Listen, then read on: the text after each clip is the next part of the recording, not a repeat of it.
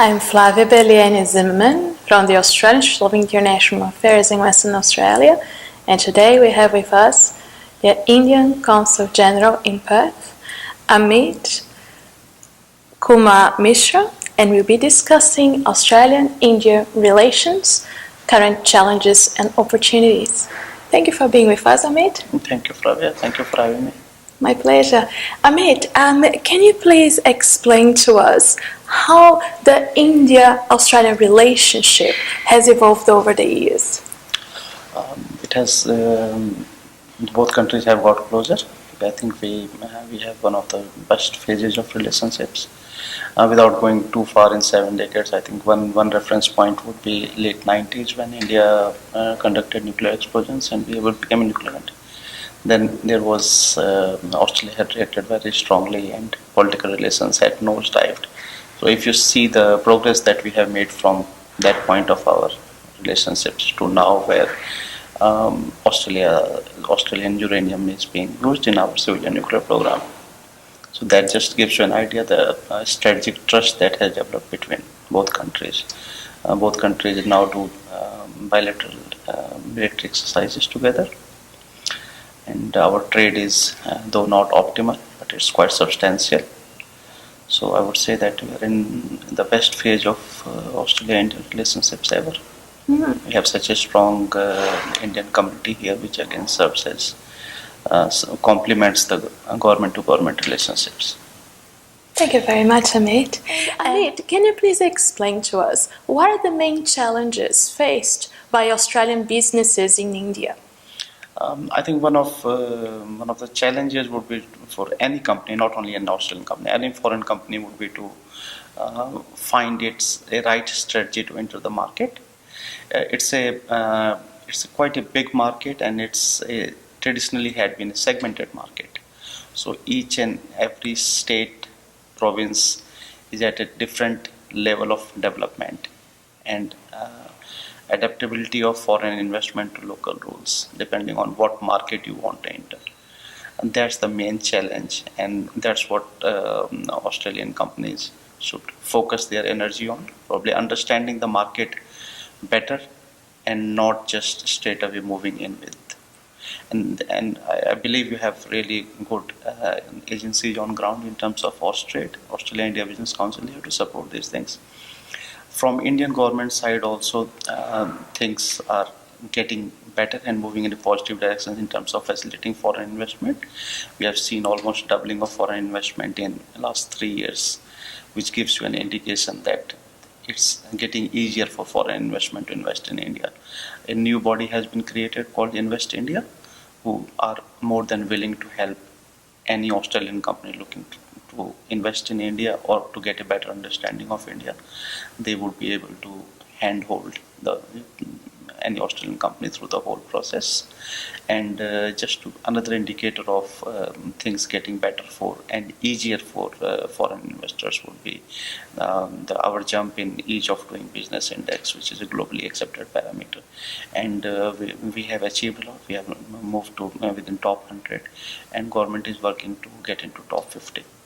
So I think it's the fastest growing economy right now, and the kind of opportunities it offers across all sectors of economy. It's not that right from infrastructure to soft sectors like education and everything. Things are unraveling at a really, really fast pace, and I'm not wrong in saying that the whole world is focusing their energy in India and finding where they can contribute to the development, and in the process make profits as a private corporation. So India is getting in more and more welcoming for businesses. A lot of Australian businesses have their presence in India and are doing good, but still not at a level which we see from a lot of other developing countries, European developed countries, especially from the Europe and all. So it's up to Australian companies to probably make some more efforts to understand Indian market and then do that. Oh, thank you very much, Amit. And Amit, can you please share with us currently what are the main challenges for India in its region and regarding to development on the ground? Well, like the biggest challenge, if you ask for Indian government and India as a country, is to provide the minimum basic living standards to its own people, and for that you need a period of sustained economic growth. We had a really good growth phase right from the liberalization when it started in early 90s. Probably we have grown at the rate of compound annual growth rate of 8%, which is not bad. But we need another probably 2 or 3 decades of sustained economic growth to ensure that each and every last person gets a minimum living standard. So to attain that, foreign policy also works to ensure that we don't get involved into any disputes or everything works conducive for this thing. So there are challenges. There are challenges in terms of immediate foreign policy challenges. So while we have been able to work with our neighboring countries, relationship with Pakistan has always been a challenge. Things are better with China, but there can always be episode as we had one last year where there are differences on interpretation of boundary. But our economic relations have grown quite substantially. But there is a big deficit which we are trying to address and work with the Chinese side. But overall focus has been on benefiting from the integration part. The whole world has benefited from the globalization and what it brought with us, and India is part of the journey of the rest of the world in economic prosperity of it. So the whole talk about retreat of globalization, I would count as that is something that has emerged in the last 2-3 years, which will be a big challenge.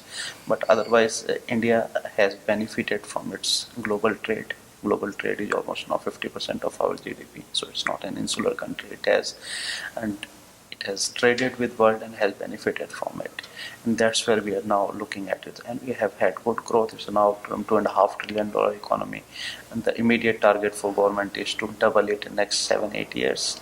But for that, other than what we mobilize resources internally, a lot of it has to come from, as we're talking about, private companies and governments pitching in and contributing to that. And in the process, there are opportunities for everyone. Feel free to ask me if I have left anything that you had in mind.